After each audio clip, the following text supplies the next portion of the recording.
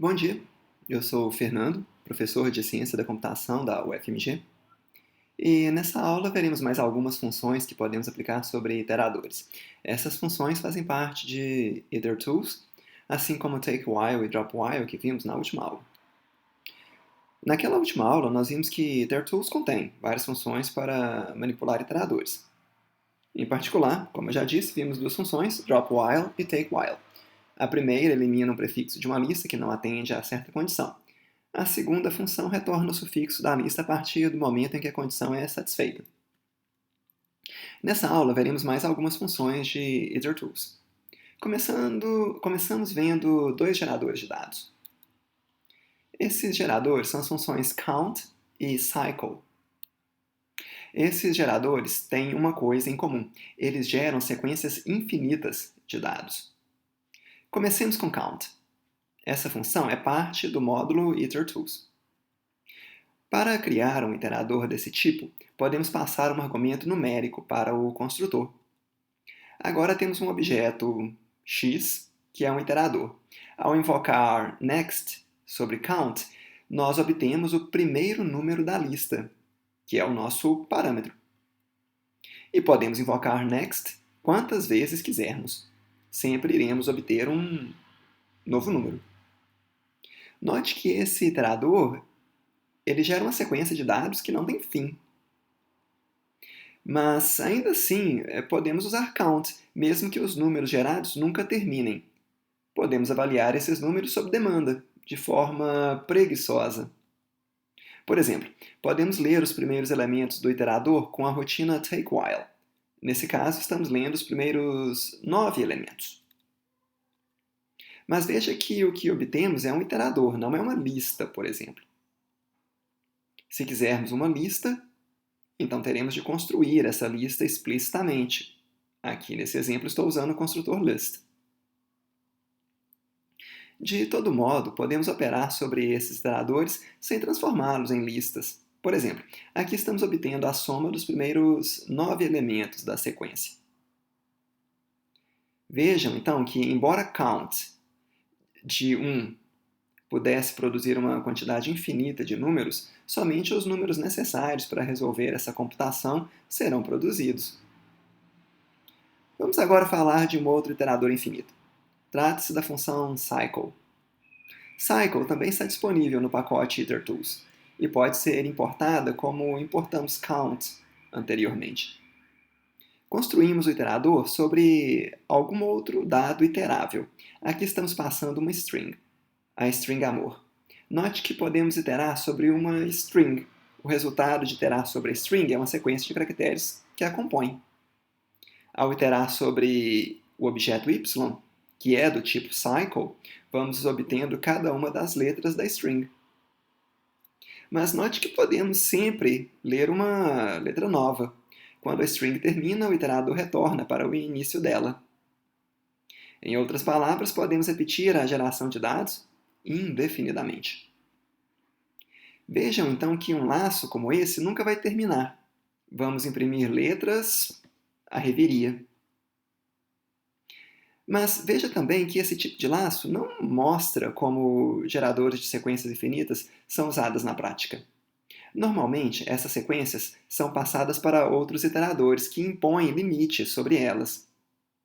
Vamos ver alguns exemplos desse modo de uso agora. Como exemplo, vamos montar uma tabela de plantões. Para tanto, vamos produzir uma função chamada plantão toCSV, por exemplo. Imaginemos que existe uma lista de profissionais, de plantonistas. Aqui temos uma lista com 4 profissionais. Eles serão os nossos plantonistas. Pense que eles são enfermeiros ou porteiros ou algum tipo de profissional que faz plantão em períodos regulares. Cada plantão pode ocorrer em um dia da semana. Temos 7 dias possíveis. Vamos representar os dias como strings, com as iniciais de cada dia. E cada dia está dividido em 2 períodos, que chamaremos de diurno e noturno. Imagine que o período diurno vai de 6 da manhã até 6 da noite, e que o período noturno vai de 6 da noite até 6 da manhã, por exemplo. Vamos ver como podemos montar uma lista de turnos. Temos já uma lista com os dias da semana e uma lista com os períodos de trabalho, que são diurno e noturno.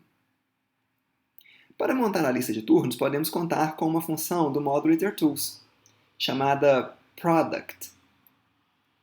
Essa função constrói o produto cartesiano de dois iteradores. O resultado é um iterador de tuplas, em que cada elemento da tupla pertence a um dos iteradores de entrada. Note que product retorna um iterador. Se quisermos ver quais elementos existem dentro do iterador, nós podemos iterar sobre ele. Por exemplo, se transformarmos o iterador em uma lista, veremos todos os elementos desse produtório. Novamente, note que cada tupla é formado por um elemento de cada iterador de entrada. Tínhamos duas listas de entrada, uma com 7 elementos e outra com 2 elementos. Logo, produzimos uma sequência com 14 tuplas. Bom, agora temos os turnos e temos os profissionais. Precisamos associar essas duas listas. Como fazer isso? Em outras palavras, temos a lista de profissionais e temos um iterador para todos os turnos válidos, que montamos com a função product. Veja que temos 14 turnos e 4 profissionais. Queremos associar um profissional com cada turno. Isso deve ser feito em ciclos, claro, pois um profissional não pode trabalhar mais de 12 horas direto um turno. E depois de fazer suas 12 horas, o profissional somente volta a trabalhar depois de 36 horas. Isso é lei de trabalho. Vamos tentar uma primeira solução para esse problema com a função izip. Essa função junta duas listas, retornando uma lista de tuplas. Na verdade, ela junta dois iteradores, retornando um iterador de tuplas. Por exemplo, aqui está o que obtemos quando zipamos as listas com as strings AB e os números 1, 2. Bom, temos um iterador, como eu havia dito. Vamos tentar uma primeira solução para esse problema com a função izip, como eu disse. E se eu transformo o iterador em uma lista, nós podemos imprimir os valores que estão dentro do iterador.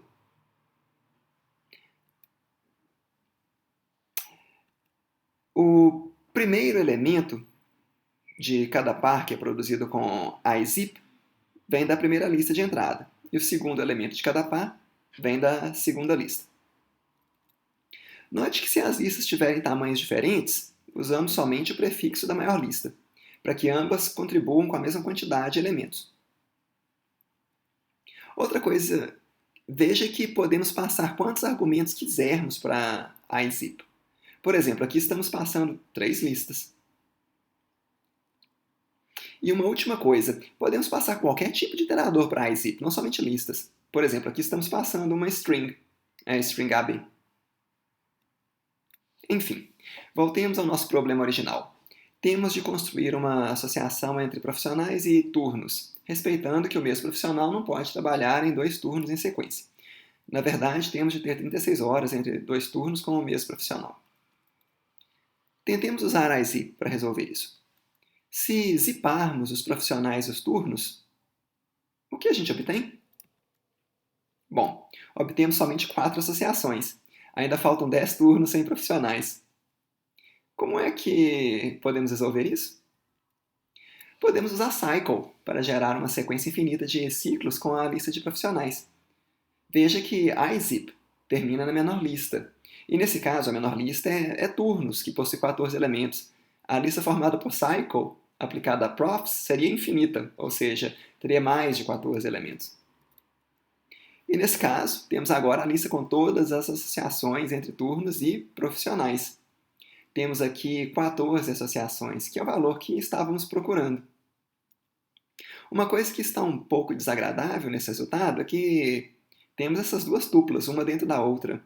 Dá para simplificar isso usando uma compreensão de listas. Vejam, basta produzirmos novas tuplas com as tuplas presentes no iterador plantões. Agora temos tuplas rasas. Digo rasas porque não existe uma tupla aninhada em outra, como tínhamos anteriormente. E agora, para imprimir os resultados em formato CSV, podemos usar uma interpolação de strings. Uma interpolação de strings é uma string com placeholders, isso é, lacunas, que podemos preencher com outras strings. Isso é bastante comum, por exemplo, no comando printf, que é muito usado na linguagem C, por exemplo. Enfim, esse comando vai imprimir a tabela que queremos. Vamos recapitular o que foi feito. Se vocês se lembram, tínhamos 3 listas. Uma com os dias da semana, outra com os períodos de turno, isso é, diurno, noturno, e uma lista com 4 profissionais. E precisávamos construir essa lista, esse arquivo CSV, com turnos formados por dias, períodos e nome de profissional, sendo que a mesma pessoa somente pode trabalhar em intervalos de 36 horas. Ou seja, turnos do mesmo profissional têm de ser separados por outros 3 profissionais. Nós construímos um produto cartesiano entre dias e períodos de trabalho usando a função product do módulo ITERTools. Então, zipamos esse produto com os ciclos de profissionais, removemos os ciclos alinhados usando uma compreensão de listas e imprimimos os resultados usando uma interpolação de strings. Aqui, nesse exercício, nós combinamos os dados via 3 operadores de módulos, do módulo ITERTools: product, izip e cycle. É claro que há muito mais coisa que podemos fazer com essas 3 funções, e também com count, que vimos no início dessa aula. E há, claro, muitas outras funções dentro de ITERTools. Nos exercícios disponíveis para esta aula, há alguns outros casos de usos dessas funções.